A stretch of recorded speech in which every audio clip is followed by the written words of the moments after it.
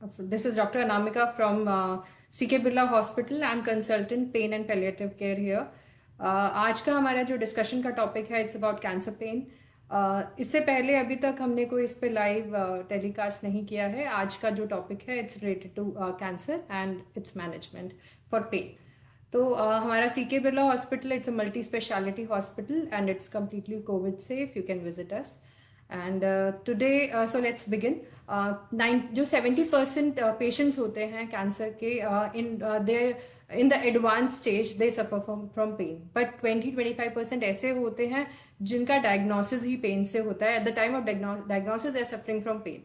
Pen and palliative care as a general जो idea है इसके बारे में वो ऐसा है कि it's an end of life care. It's not like that.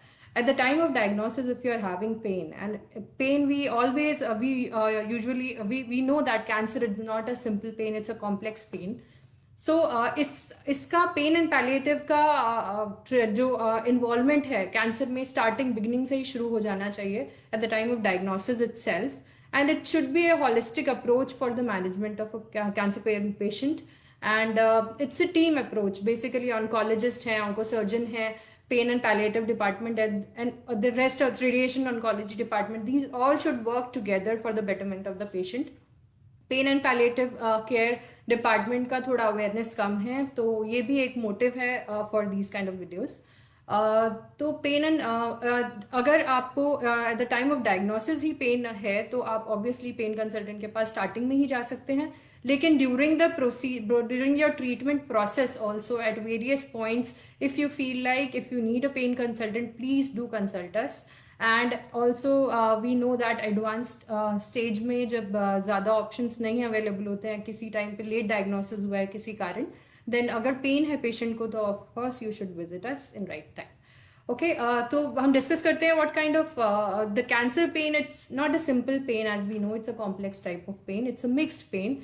It involves various components. It's a physical pain, means patient is feeling the pain because of the cancer itself. Okay, या तो बोनी मेटास्टेसिस हो गया या बोनी ही pain है, या जगह जगह body में वेरियस ऑर्गन्स में मेटास्टेसिस की वजह से पेन हो गया है, या for example it has gone to your thigh bone and not able to get up, या आप हिप में आ गए तो आप खड़े होकर चल नहीं पा रहे हैं, तो it's a physical pain which patient is bearing. Apart from that, there is a component of social, there is a social component.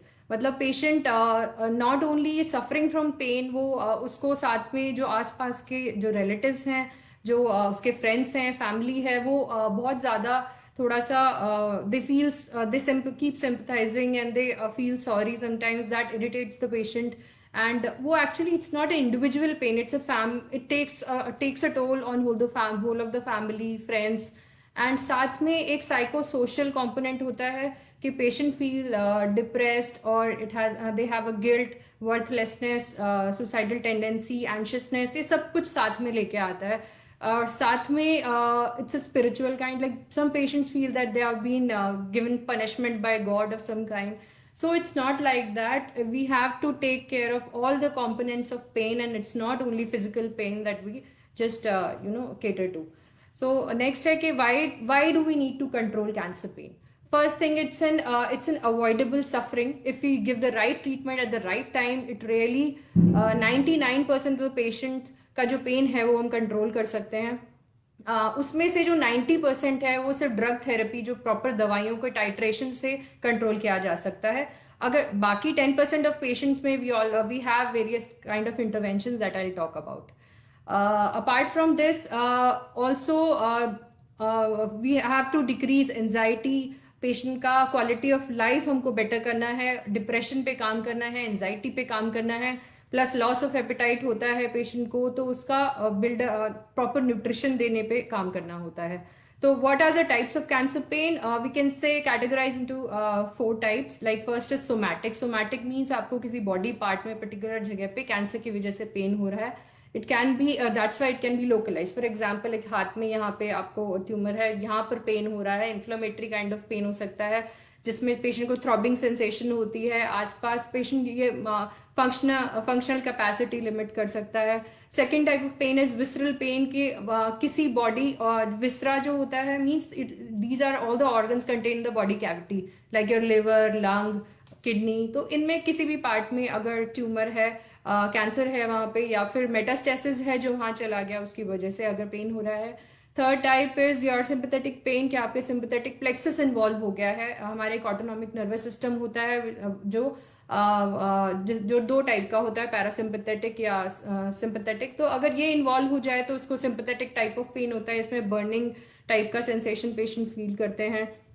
और fourth type is your neuropathic pain, mean any kind of nerve involvement, nerve compression, spinal cord compression अगर हो गया है, these all are neuropathic pains।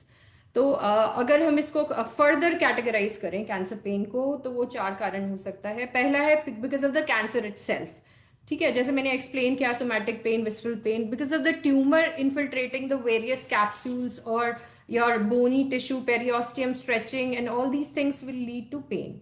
So this is because of the tumor itself, because of its location, the patient is getting the pain. Second is because of the treatment.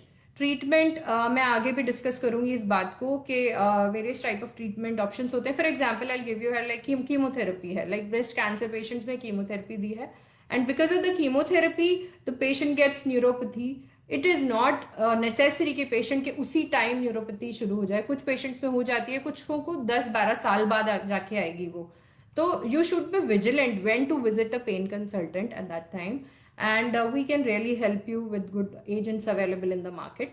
So tingling, numbness होना, पूरी body में झंझनाहट feel होना, burning feel होना, तो ये सब हमारा treatment related हो सकता है। या फिर जैसे फॉर एग्जांपल किसी का सर्जरी हुआ, फॉर एग्जांपल थोराकोटमी हुआ, और या ब्रेस्ट सर्जरी हुआ, और वो स्कार है वहां पे, और आपको अगर जितना टाइम उसको हील होने में लगना है, फॉर एग्जांपल 2 वीक्स लगना चाहिए वो स्किन का स्कार हील होने में, अगर नहीं है चलो 3 वीक्स लग गया, लेकिन अगर आपको months together pain is there, still there, it's troubling you, it's affecting your quality of life, then you should visit us some time for its treatment, right? Then third type of pain, which is third category of pain, it's because of the debility. That patient is, for example, is in advanced stage, is lying down, और उसको constipation हो रहा है, या muscle spasm, muscle tensions है body में, तो उनको relieve करने के लिए various therapies are available, various drugs are available, which can be given.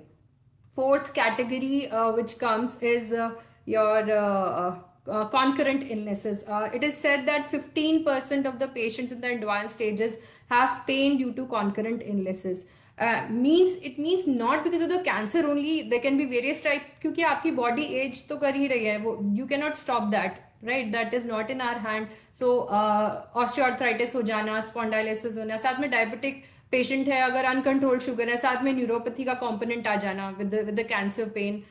So these kind of things go together, so need to be treated in time, and we should not only focus only cancer, and there can be other components, other reasons for pains, and various types of pains in your body, then that also we need to cater to, right? Then what are the principles of cancer management are, it can be treated one by surgery in right time. We have our onco surgeon, oncologist, and onco radiation people available for the proper guidance. So अगर surgery decide होती है, surgery के बाद post op period में pain control हो जाना चाहिए। अगर किसी कारण फॉर एग्जांपल स्कार टिश्यू में पेन रहता है, जितना एक्सपेक्टेड है उसको हील होने में उसके बाद भी, तो आप पेन कंसल्टेंट के पास आ सकते हैं।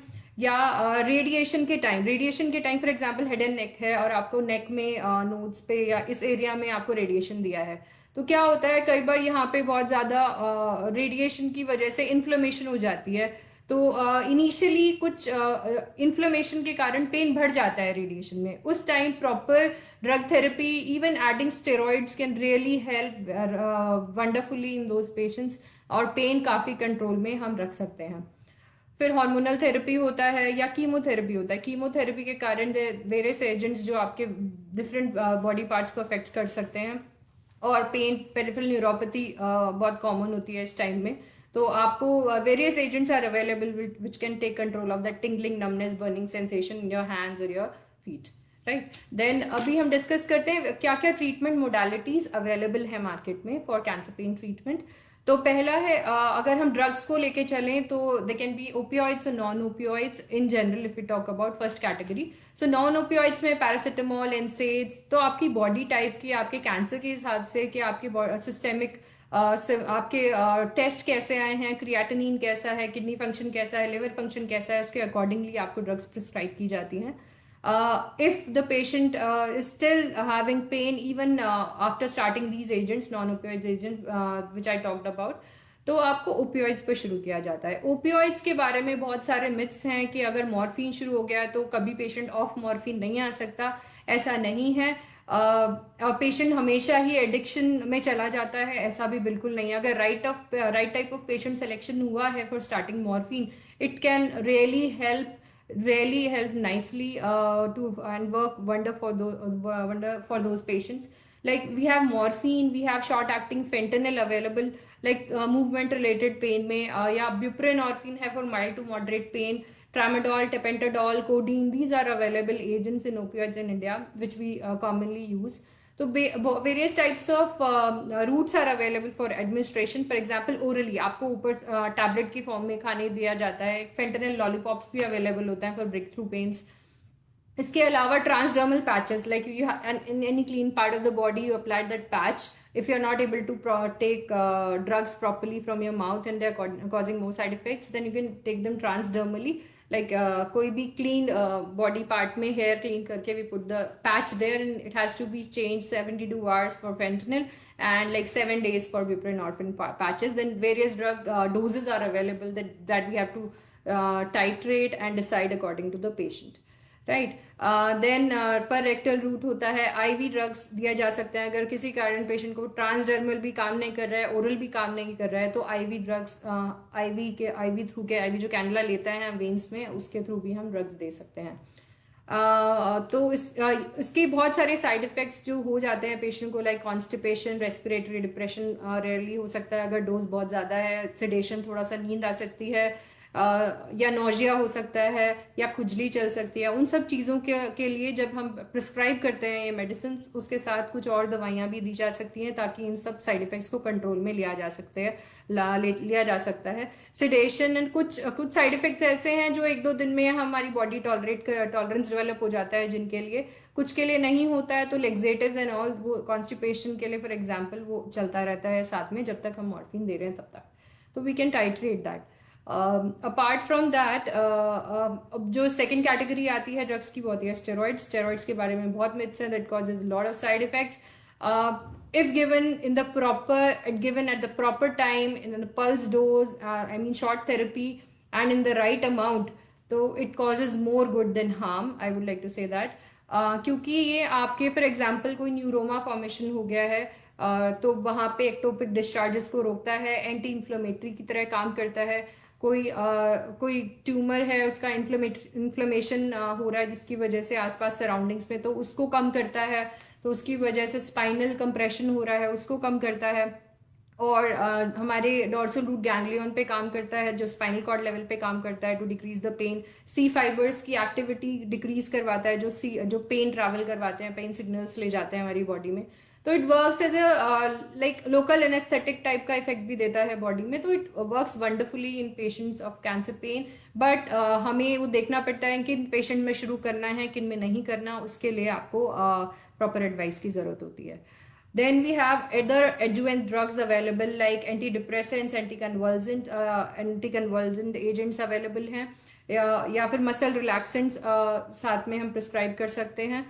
Apart from all the drugs which are available, we have some agents, we have a line for like physical therapy, cold and hot fomentation therapies हो गए, या relaxation techniques पेशेंट के लिए recommended होती हैं. mindfulness and meditation and relaxation exercises होती हैं जो पेशेंट्स को सिखाई जाती हैं. इससे पेशेंट को काफ़ी रिलीफ मिलता है. ये सुनने में थोड़ा अजीब लगता है, बट इतने सारे स्टडीज हो चुके हैं विच हैव प्रूवन दैट अगर आप स्ट्रेस कम करने के लिए कोई टेक्निक्स यूज करते हैं, मेडिटेट करते हैं, you keep yourself busy, if you have a hobby and you're following that, you have good family bonding, you are able to share that load जो अपने सर में इकट्ठा किया हुआ है, तो उसकी वजह से काफ़ी स्ट्रेस कम होने की वजह से पेन भी बहुत कम हो जाता है. So this pain and stress is inter related. It's like a vicious circle which keeps on going. तो अगर आप उसको ब्रेक करना है तो आपको कुछ टेक्निक्स अपनानी पड़ती हैं. वो हम आपको बताते हैं क्या क्या करना चाहिए. And then we come to the interventions. I am talking about those 10% of the patients जिनको ड्रग थेरेपी से काम नहीं हुआ है, पेन कम नहीं हुआ है. तो या तो हम उनमें लोकल ब्लॉक्स दे सकते हैं या फिर सिंपथेटिक ब्लॉक्स दिए जाते हैं. फॉर एग्जांपल पहले मैं सिंपथेटिक ब्लॉक्स की बात करती हूँ. हेड एंड नेक है, हेड एंड नेक का कोई ट्यूमर है, तो अगर जैसे आपको साथ में आंख के अंदर दर्द है, हेडेक है, फेशियल पेन है, तो उनके लिए स्फीनोपैलेटाइन गैंग्लियन ब्लॉक दिया जाता है. अपर लिम्ब का कुछ पेन है तो उसके लिए स्टीलेट गैंग्लियन दिया जाता है. साथ में अगर अपर बॉडी जैसे हमारा लिवर, स्टमक, गॉल ब्लैडर हो गया, अपर इंटेस्टाइन्स हो गए, तो इन सब के ट्यूमर्स के लिए सीलियाक प्लेक्सस ब्लॉक होता है, या स्प्लैंक्निक नर्व प्लेक्सस, स्प्लैंक्निक नर्व्स में ब्लॉक किया जा सकता है. Apart from that superior hypogastric plexus के ब्लॉक्स होते हैं जो पेल्विक पेन में दिए जाते हैं, या सीए रेक्टम है तो इम्पायर प्लेक्सस होता है जिसको ब्लॉक किया जाता है. ये थोड़े सुनने में अजीब लग रहे हैं आपको नाम, but I'm just wanted to enlist that these blocks are available which can really help you. But I remind you that these blocks will work properly if you consult us in the right time. क्योंकि अगर late हो जाता है और tumour ज़्यादा spread हो गया तो ये ब्लॉक्स इतने इफेक्टिव नहीं रहते हैं. फिर लोकल ब्लॉक्स जैसे मैंने बताया, फॉर एग्जांपल यहाँ पे कोई ट्यूमर है मैंडिबल में, तो मैंडिबुलरी ब्लॉक, मैक्सिलरी ब्लॉक्स, ये भी जो अलग से हम सेपरेटली ब्लॉक कर सकते हैं. कोई जैसे लंबर प्लेक्सस ब्लॉक्स, ऐसे बहुत सारे ब्लॉक्स हैं जो अवेलेबल हैं, जो हम लोकल एनेस्थेटिक मतलब सुन करने की दवाई वहाँ डाल सकते हैं, साथ में स्टेरॉइड डाल सकते हैं, या फिर न्यूरोलिटिक ब्लॉक्स यूज कर सकते हैं लॉन्ग लॉन्ग लास्टिंग रिलीफ के लिए. जैसे मैंने पहले एक्सप्लेन किया, सीलियाक प्लेक्सस ब्लॉक है फॉर एग्जाम्पल, तो वहाँ पे हम अल्कोहल 70% और मोर अल्कोहल कॉन्सेंट्रेशन में अगर हम डालते हैं तो जो वहाँ नर्व्स होती हैं उनको डैमेज कर देते हैं, तो उनसे पेन सिग्नल आगे ब्रेन में हमारे परसीव नहीं होता है कि हमें पेन हो रहा है, राइट. तो या फिर फिनॉल यूज कर सकते हैं, और रेडियो फ्रीक्वेंसी एब्लेशन भी हम यूज कर सकते हैं कुछ केसेस में जहाँ पे जरूरत होती है नर्व्स को जलाने के लिए. बट वो सब लोकल एनेस्थीसिया के लिए अंदर दिया जाता है, और ये डे केयर प्रोसीजर की तरह होता है. आप सुबह आइए, आपको 3-4 आवर्स में हम डिस्चार्ज कर सकते हैं if there no complications. And proper guidance में किया जा सकता है. सी आर्म या फिर एक्सरे फ्लोरोस्कोपी हम ओटी में लेके यूज करते हैं, या फिर अल्ट्रासाउंड गाइडेड ब्लॉक्स भी ये दिए जा सकते हैं to be on the safer side, right. And तो ये सारे ब्लॉक्स हमारे पास अवेलेबल हैं जो हम दे सकते हैं. Also apart from this we have intrathecal and epidural infusions जो हम दे सकते हैं पेशेंट को. इंट्राथीकल पंप्स आते हैं जो आपकी बॉडी में इंस्टॉल किए जाते हैं. इसके लिए ओटी में आपको लिया जाता है, बट थोड़ा सा इनमें कॉस्ट का इशू आता है. If your life expectancy is more than 3 months, it is very good for you, it is really effective. समझिए जो मॉर्फिन आप ओरली खा रहे थे, आपको ट्रांसडर्मल या किसी भी रूट से जा रहा था, उसको हम इक्वी एनाल्जेसिक डोज में कन्वर्ट करके जो आपके स्पाइनल कॉर्ड के अराउंड जो ड्रग जाएगी उसमें इंट्राथीकली ड्रग कन्वर्जन करके उसके हिसाब से आपको ड्रग उसमें देते हैं.